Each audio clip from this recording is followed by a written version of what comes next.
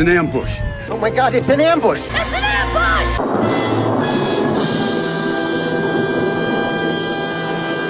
Of course! Good morning, everyone, and welcome to an ambush stream. Yes, an ambush stream. It's the wonderful world of Wednesday. So I have a work obligation that will preclude me from attending Midnight's Edge in the morning later on this morning. But I did have something I wanted to at least cover of its own accord before then, or at least before Thursday, let's say, before TED Excellence. Also, if you happen to hang around to the end of the stream, you will be automatically redirected over to the upcoming Midnight's Edge in the morning episode, so you can go check your notifications for that, or bookmark it for later use. But anyway, enough advertising. Who's joining me on this beautiful Wednesday morning for this ambush stream? Attack Alpaca. Good morning. Also, guys, at the top of the chat box, I put the link to the donation page for the Leukemia and Lymphoma Society. If you're able to donate, please do so. But even if you can't, if you can share that out on social media, that would be appreciated. So thank you ahead of time for that. Mike Savage, Blarg, the Luke Skywalker 2. I'm still watching Monk's stream covering the Tapper roasting, and then you ambush me with Kamala? Goodness sake, I know. It's just a cavalcade of interesting topics, isn't it? It is. Resolute Germ, good morning. The Best Remy, hello. Kirsten Scholl over on the X Machine. Yes, guys, I'm simulcasting over on X, so if you happen to have an X account and can retweet the stream if you see it there, I'd appreciate that as well. Jill Powers, the River Daughter, good morning. I have to mod for culture, but I can listen for a little while. Hi, everybody. And hi, everybody. Yes, good morning. And didn't mean to step on culture's toes, but I've got a limited window of time for this today, so if you're not already watching Culture Casino, you can go watch him. Come back here, vice versa. Alexander, good morning. Some Namdul Nation, hello. Shortline 819, good morning. And Adam Nixon, good morning. Hello, everyone from a hospital bed. Adam, get well, like now. Not soon. People say soon. Just now. Flip the light switch. Get well, like right now. All right, man. Well, I hope you're taking care of yourself.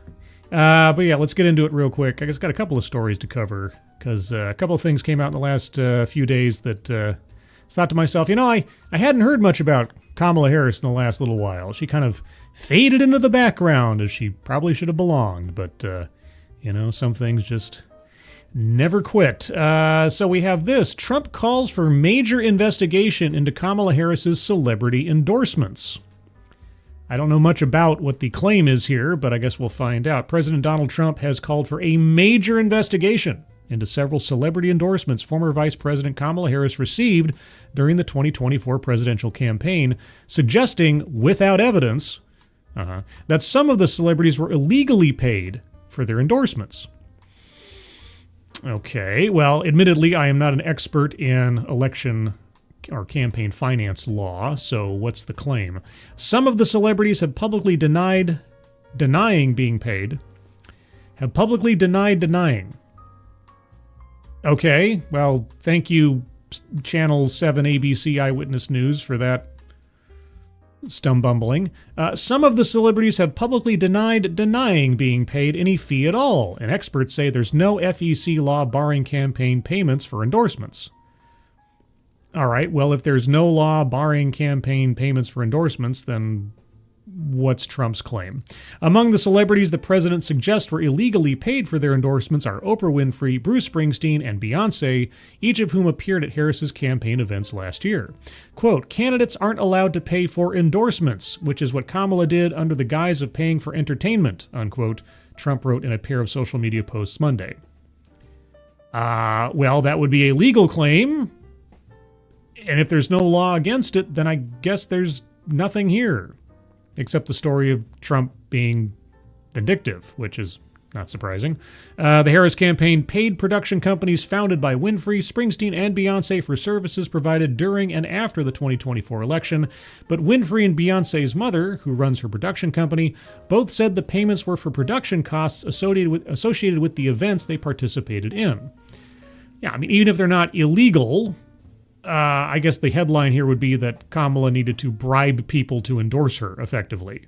That was kind of the scandal at the time, at least, is that, if you just endorsed this person, if you supported what they were doing and you were a celebrity, more likely than not, you wouldn't mind just donating your time to give out an endorsement. If she had to buy friends.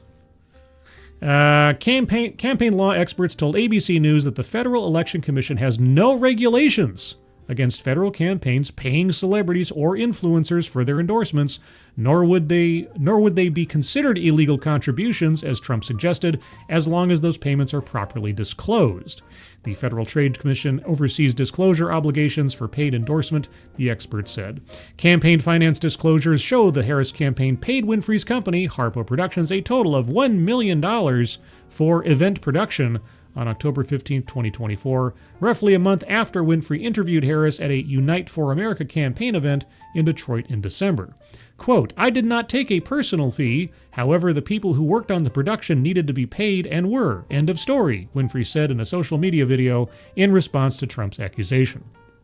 The Harris campaign paid Beyoncé's company, Parkwood Production Media LLC, $165,000 on November 19, 2024, weeks after Beyoncé took the stage at Harris's campaign rally in Houston and publicly endorsed Harris, according to campaign records. See, I kept hearing there was something like and this just might be internet grapevine stuff, I heard something like they paid Beyoncé $5 million for her appearance, or something. If that was not the case, well, then there you go. So I think this is a non-starter. If there's no law against paying for endorsements in any way, shape, or form, then there's nothing to be scandalized here. And if they can chalk up whatever they were given as just production costs, then what are you going to do? I still find it funny that Kamala had to pay anybody anything to get an endorsement. But there you go. It was all for naught anyway. $1.5 or more billion wasted on a campaign, only a small portion of which went into endorsements, I'm sure. Angela Arriaga, good morning. John Miller, good morning to you. And Tall Person, good morning. John Trioxin, hello. And anybody I missed? I hope I didn't miss anybody. But that was just sort of like the appetizer. I was curious to find out what exactly Trump's claim was. What I really wanted to look at, what really caused me to want to take a look at what was going on with Kamala Harris, was this article from CNN. Now, for those of you who are veterans of the channel, you may recall that I have been actually very complimentary of CNN in the past on their coverage of Kamala Harris. In fact, one of the earliest streams in the Kamala Harris saga that I put on my channel had to do with an article CNN put out that was, for all intents and purposes, a tell-all book on the inside of her office and its going-ons while she was still in office. It took me, like an hour and a half or something to go through that article because it was so extensive, it had so much insider information, and it painted an absolutely reprehensible picture of how she ran her office as vice president. And at the time, I think this was back in 2021, thereabouts, it really painted a terrible picture for her as a backup for Biden, back when, Biden was still kind of presumably functional. And it really set the stage for my opinion and outlook on her going forward from there as the vice president who might have to take over for an elderly Biden at some point during his administration, and certainly when she became the presidential candidate again. So now that she's no longer in the White House, now that her political career, by all rights, should be over, she's still looking towards the future. And what does that future entail? Let's find out. Inside Kamala Harris's deliberations over her political future. The 21st of July looms for Kamala Harris and the much smaller world of advisors left around her. It's the day she's set to lose the U.S. Secret Service protection that former vice presidents are granted for 6 months. 6 months from the inauguration that she believed would be her own after Joe Biden gave her 107 days to win the 2024 election when he ended his re-election bid last July 21st. By this date, multiple people close to her say they increasingly believe Harris will have finally ended the intrigue over her political future and be preparing for a 2026 California gubernatorial run. Though she hasn't made up her mind yet, several of those people tell CNN they expect an official launch would likely come in August or soon after Labor Day. Yes, can you imagine Kamala Harris, governor of California? I mean, I guess I can imagine quite a bit. Harris has seen private poll numbers that show her with essentially universal name recognition. Well, I'll tell you what, universal name recognition is about as ambiguous a merit badge as you can think of. You know, I could think of some highly notorious figures in history who have universal name recognition. It's not necessarily a positive. And strong approval ratings among Democrats in California. Why? I mean, Californians, I tell you what, if a majority of Californians are highly approving of Kamala Harris at this point, they deserve everything they get.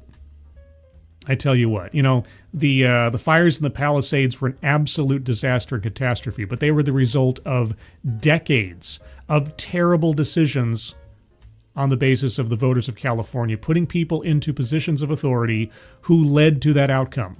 So if Kamala Harris, I might be jumping the gun here on the article, but in summary, if Californians decide they want Kamala Harris to become their governor, they deserve everything they have coming to them as a result of that, economically and elsewise. I don't know what to tell you. Anyway, she has universal name recognition and strong approval ratings among Democrats in California, leaving her and her advisors confident that she would clear the field. I don't know. I think there would be people that would challenge her. They might not be successful in doing so ultimately. They might not eventually get the proverbial nomination for governor from the Democratic Party, but I don't think she's as ironclad as they're suggesting here. But several declared candidates are insisting they wouldn't quit, and one potential rival shared internal poll numbers with CNN showing more likely primary voters say Democrats, quote, would be better off with another candidate for governor, unquote, than those who say Harris running would be a quote-unquote good idea. The survey included independents and Republicans because of the state's top two system in which all candidates, regardless of party, run on the same primary ballot. From informal meetings Harris has been hosting at her Los Angeles home to inquisitive phone calls and texts she sends to current and former aides with links to articles about California issues, she's been wrapping her head around what it would be to actually do the job. You know, you'd think that between running for president in 2019, being vice president for 4 years thereafter, and presumably thinking about what it would be to either become president if Joe Biden had a, you know, undeniable problem in his his tenure, or running for president again after Joe Biden previously promised to not run for a second term, that putting her head around becoming governor would be a step down in deliberations or imagination. But anyway, she's been wrapping her head around what it would be to actually do the job. That wouldn't be just living in Sacramento or taking a more hands-on approach than she's tended to. The state is now facing a projected $12 billion budget hole for next year, even aside from national recession fears and having to make up for potential Medicaid cuts out of Washington. Managing austerity with cranky state legislatures while battling with a president who is always eager to go after old rivals and routinely makes California a target will have a dramatically different feel from spending an evening at the Met Gala. Do you mean to tell me that taking that job would require work and dedication? And even if Trump wasn't involved, I mean, what Trump's going to badmouth you from afar? I don't know. Yeah, it seems like, you know, if I were Kamala Harris, and I'm not, but if I were, at this point, I would just take the L. I would accept some kind of, you know, professorship at Howard University, my alma mater, and just live out the rest of my days prattling on to students at a college about something and pulling a paycheck and doing speaking tours and things and just relax. What does she have left to go after? What is the point?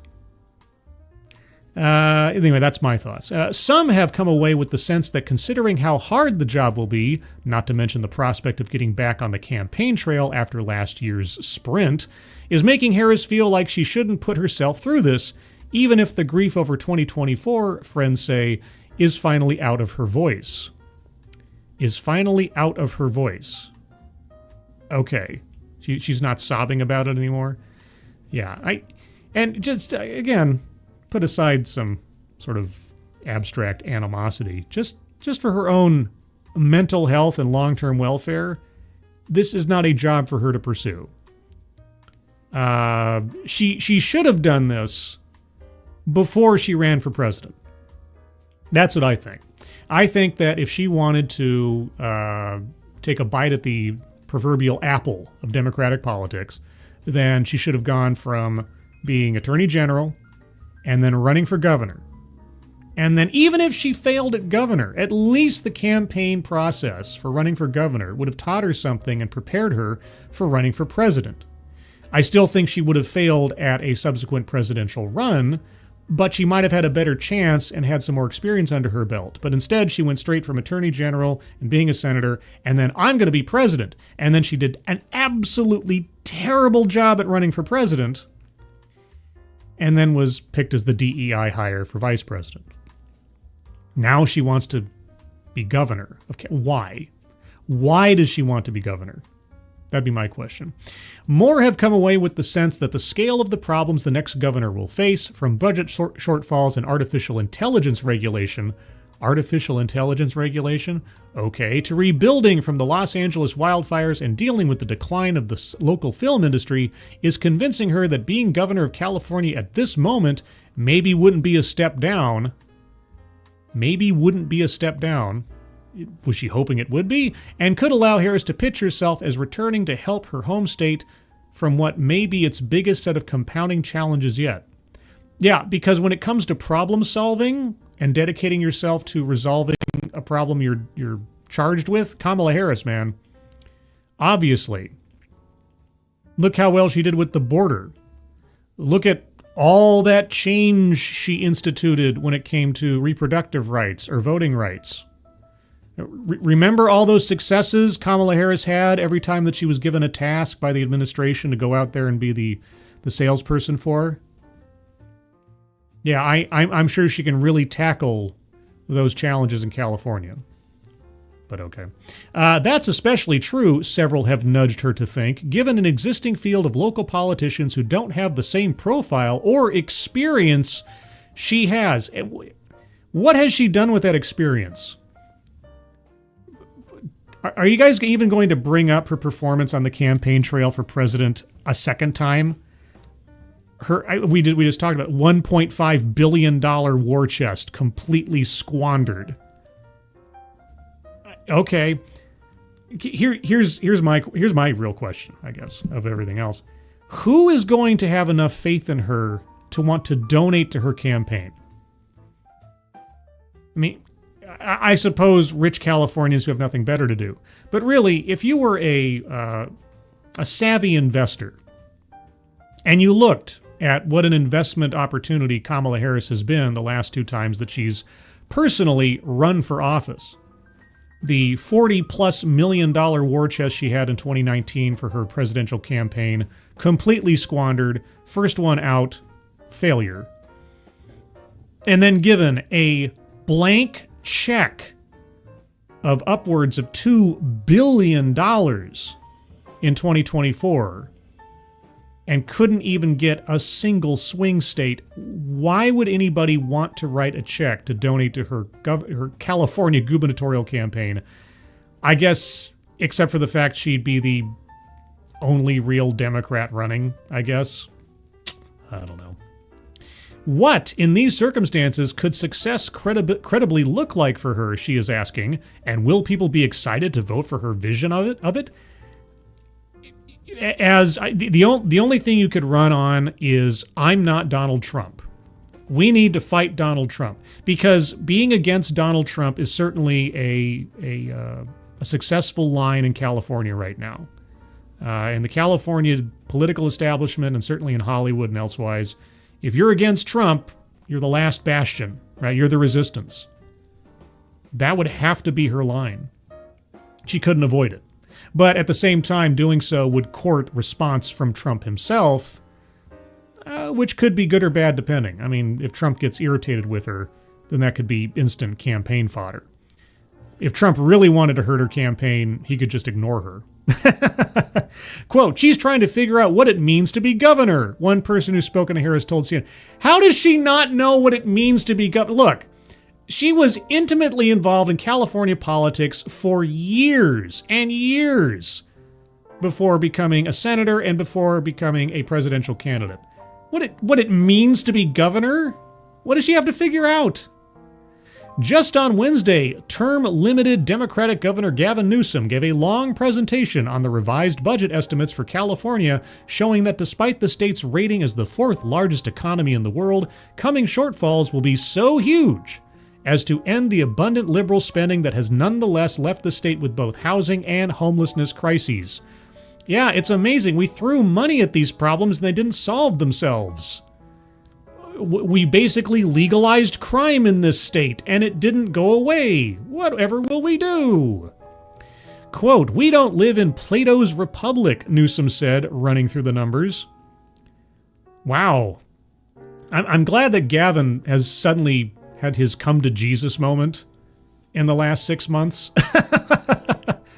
Quote, it feels like there's going to be a real need to focus on doing the job, not what's your next job, said Lorena Gonzalez, president of the California Labor Federation, which hosted a forum with the gubernatorial candidates last week. Quote, there's some serious issues that California faces and will continue to face in the future, and that is being driven home more than ever because of the time we're in, unquote.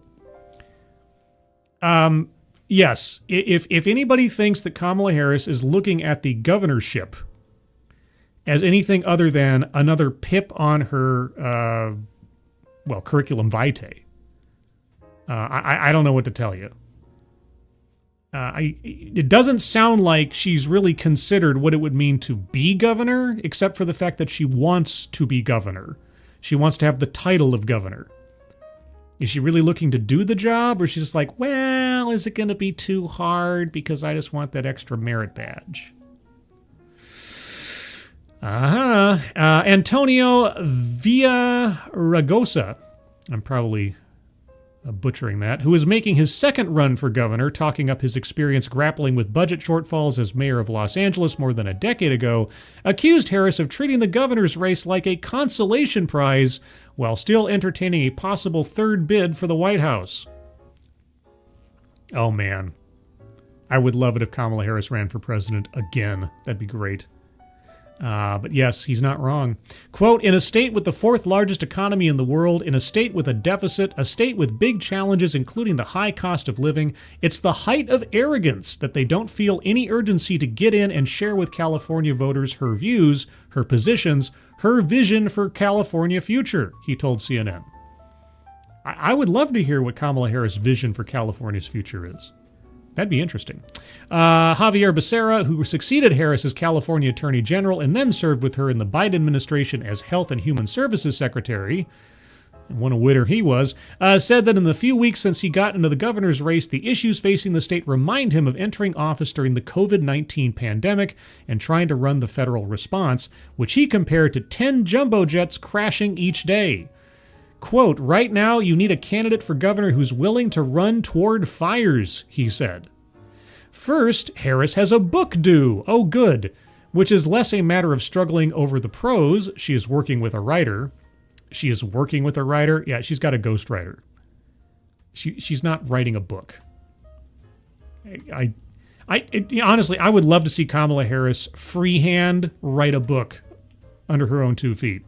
That'd be a work of art, I'm sure. But no, she's working with a writer. Yeah, ghostwriter. And more about deciding what and how much to say about tricky topics like her relationship with Biden, their time in the White House, and how her surprise campaign went down.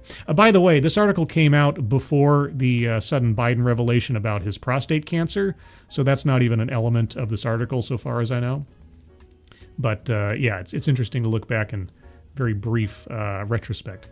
NPC 7 billion. Good morning. Juliet, good morning. Anybody else I missed? Did I say hello to Angela Arriaga? Good morning, Angela. And your internet's favorite lunatic, good morning.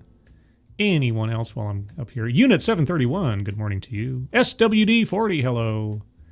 And anybody else I missed, I hope to get to a hello sooner rather than later. Let's see. Though the two speak frequently, what, Harris and Biden? I'm sure they speak frequently. You mean they speak together? The former president's recent comments on The View, stating that he wasn't surprised she lost and still thinks he would have won last year, gave a fresh churn to frustrations and her anxieties over how to address him. How to address him? Yeah, he only picked you because of your skin color and predominantly your gender. That was it. I don't know what to tell you. And everybody knew it. It wasn't a conspiracy theory. He told us about it before he even chose you. You were just there for window dressing. And that's a pretty terrible place to be. I said many times over the course of the last couple of years, I have a certain amount of empathy for Kamala Harris.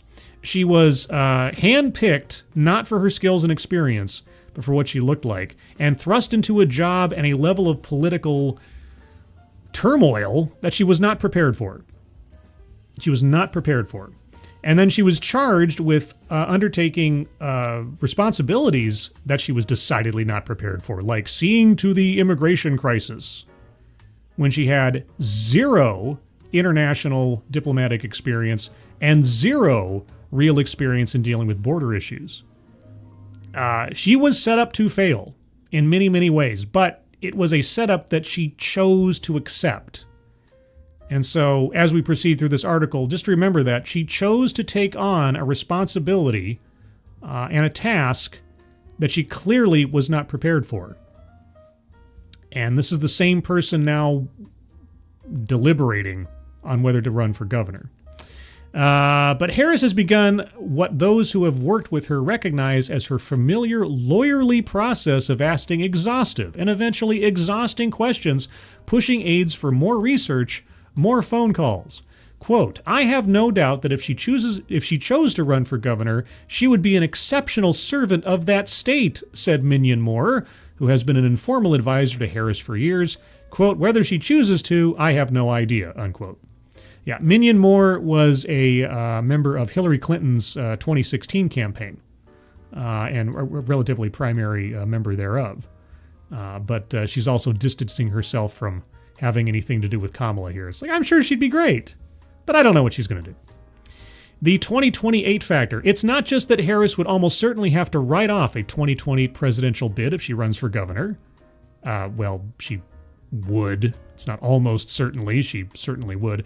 Those thinking seriously about the run know this would be among the first questions she'd be asked, and that there would not likely be political room for anything but a full Sherman-esque response. Ooh, Sherman-esque. To demonstrate that she would neither be seeking the job as a fallback nor taking anything for granted, she knows, would mean pulling back from being actively engaged in any national debate that didn't have a clear California connection, according to people who've spoken to her. Right. And remember, 2019, she couldn't even win California in the primary. Not even California was willing to back her back in 2019.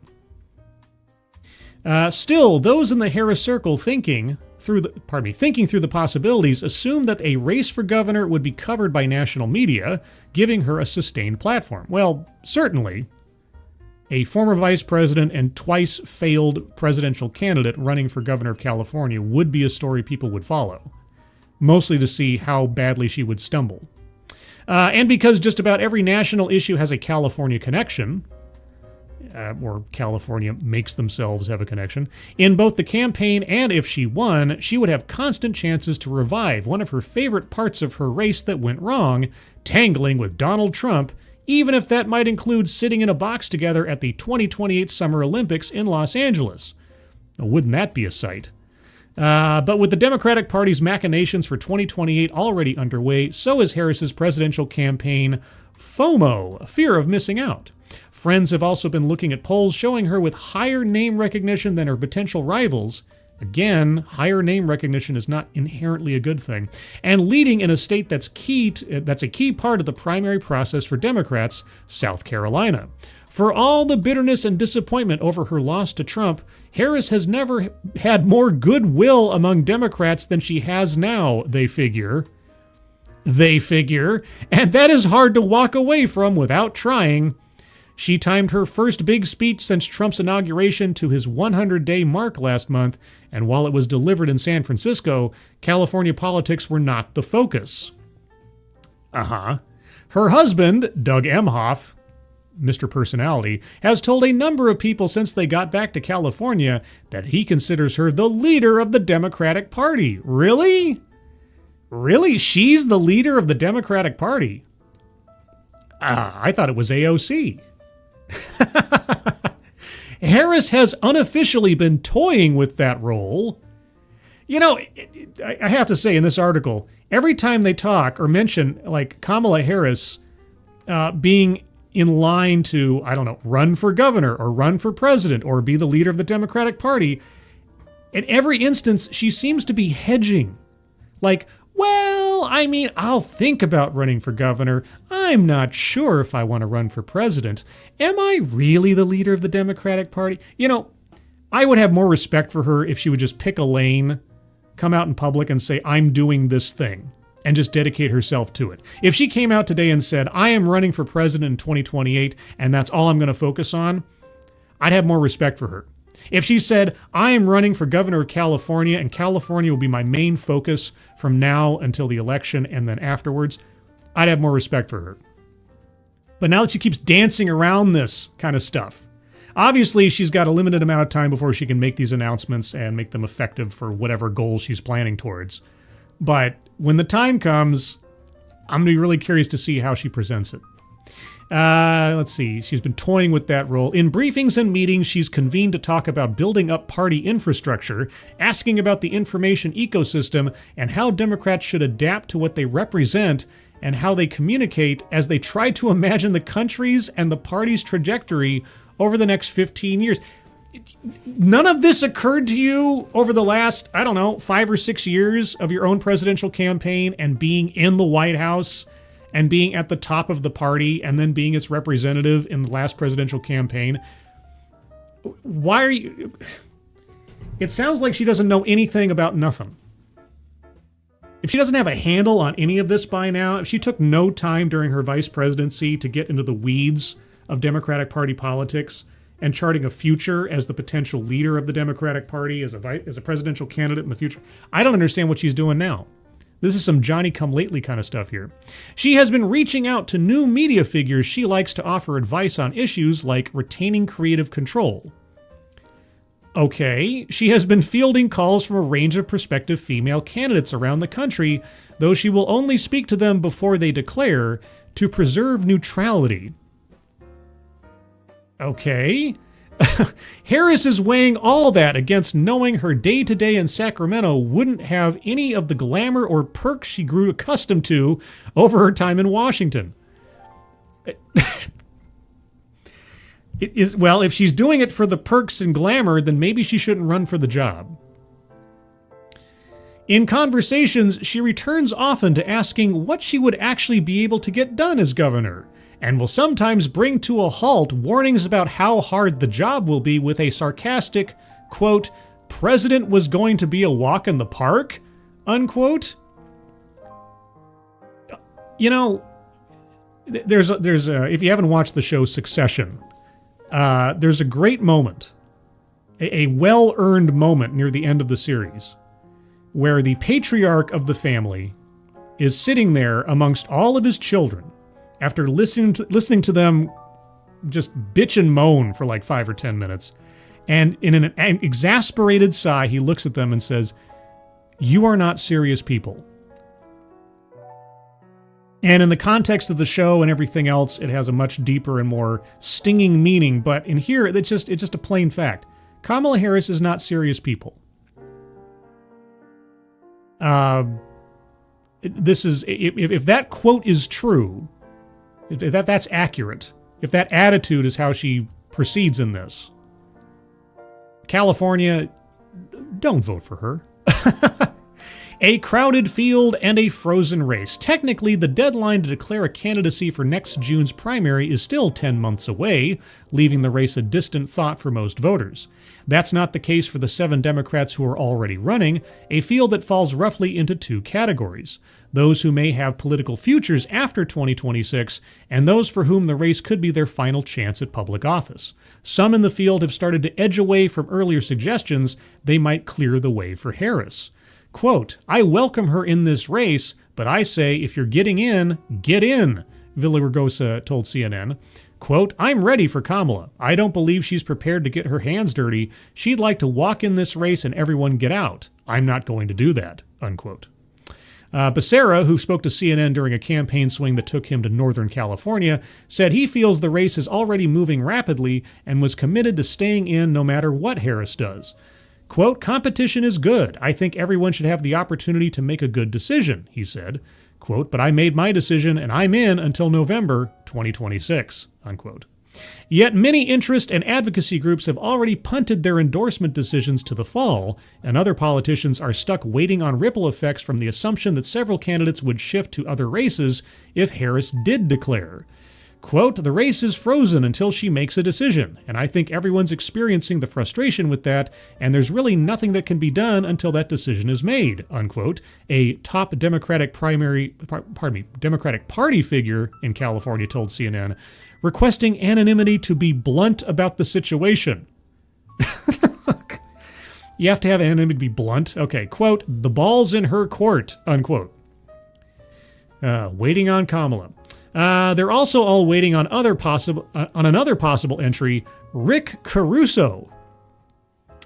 I don't know that I've ever heard that name, okay? The billionaire developer and former Republican who lost a 2022 bid for Los Angeles mayor is actively polling and assembling notable supporters as he considers self-funding either a repeat mayoral run or jumping into the governor's race.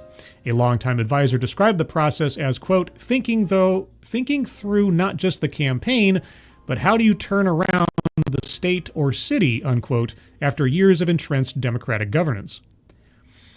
I would be amazed if anyone who won mayor of Los Angeles was anything other than a Democrat. I would be absolutely baffled. I mean, given the standards that California has for its leaders, and especially Los Angeles, yeah.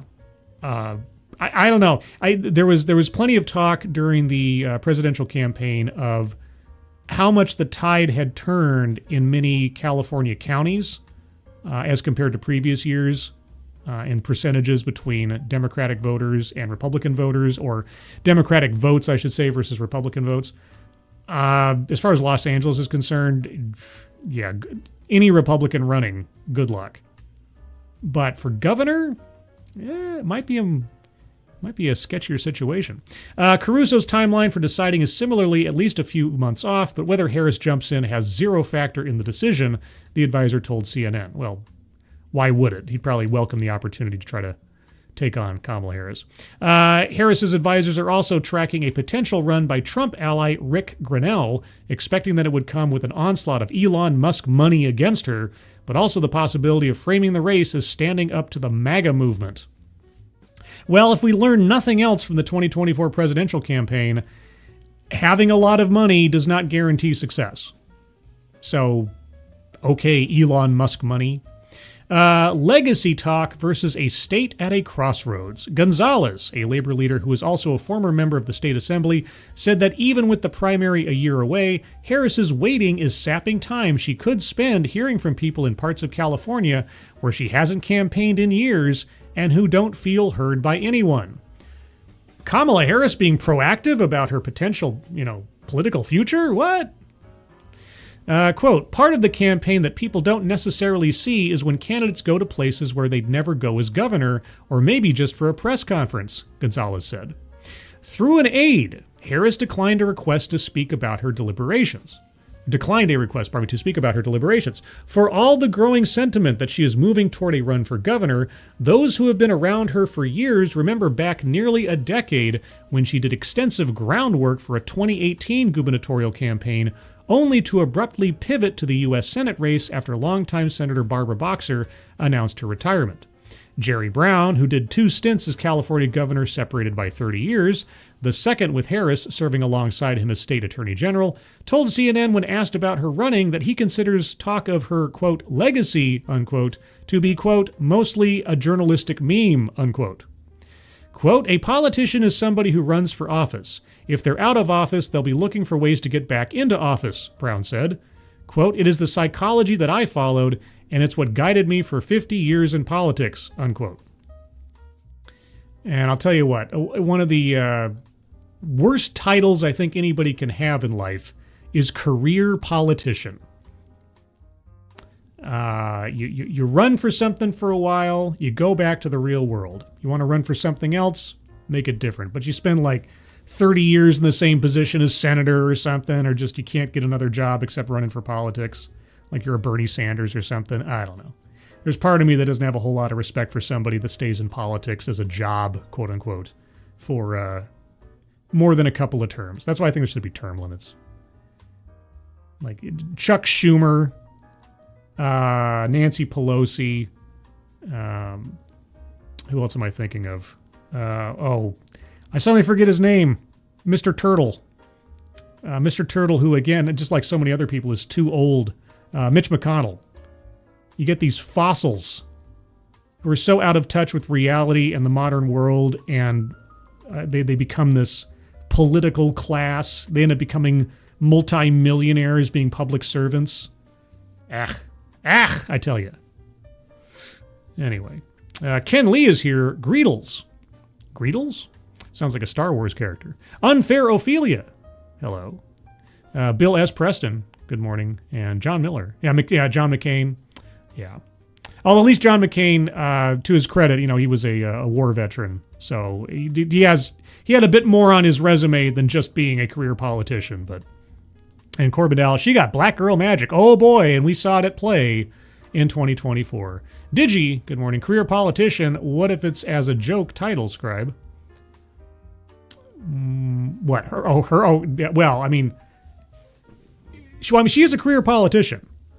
I mean, she has been ensconced in politics for years and years and years now. Even when she was attorney general, she was effectively just a politician. She wasn't much of a attorney general. And now she wants to just make a career out of nothing but, being the next governor, being the next president, whatever else. She should get a real job. Work at McDonald's for a while. Like I say, everybody, I think before you get out of high school, everybody should be required to work in retail or food service industry or some kind of job like that, so you can learn what it's like to be on the other side of the counter, to become a better customer, and hopefully a more humble person in your adult life. But, and as far as like being a politician, if I was a politician, I'd run for like state senator or something.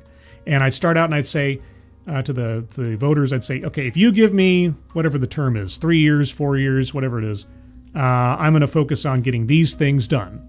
And I will do my best to get these things done, or at least move the needle in that direction. And after I'm done doing that, making that attempt, I will run one more time, but then I'm done.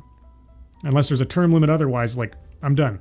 If you give me a second bite of the apple, so be it. But after that, I'm out. I'll get a new job, do something else. And if there's a job I want to run for in politics later on, I'll do so only after I've taken a break and re-immersed myself in the real world. That's how I'd do it. And I'd have a lot more respect for politicians if they understood that serving the public is a temporary gig and not a lifestyle. Or it should be, in my opinion. Anyway, so there's Kamala Harris still dithering over whether or not to run for this or that. Will I, won't I? And just because of her profile, she's gumming up the works for everybody else. I'm sure she's winning a lot of friends in the Democratic Party right now by doing so.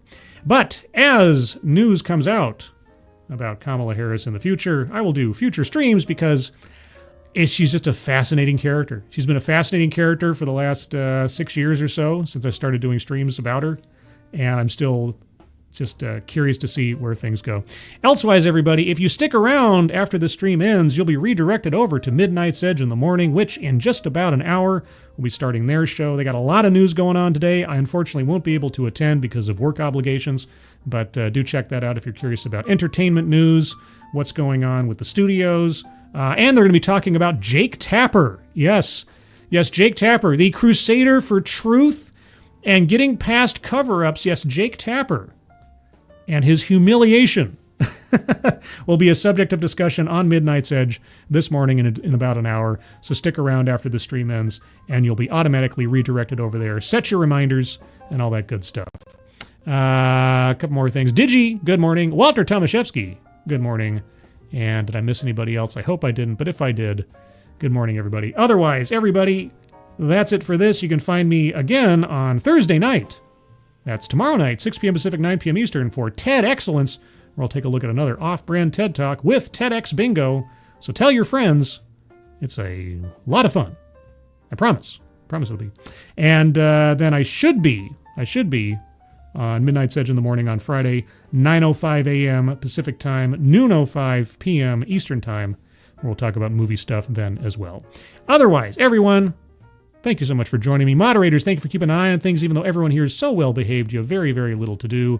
Everybody who donated either to myself or to the Leukemia Lymphoma Society pinned to the top of the chat box, thank you guys so much for your generosity. Very much appreciated.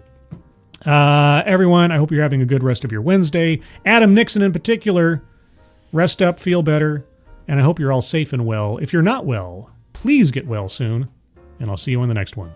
Take care. Bye-bye.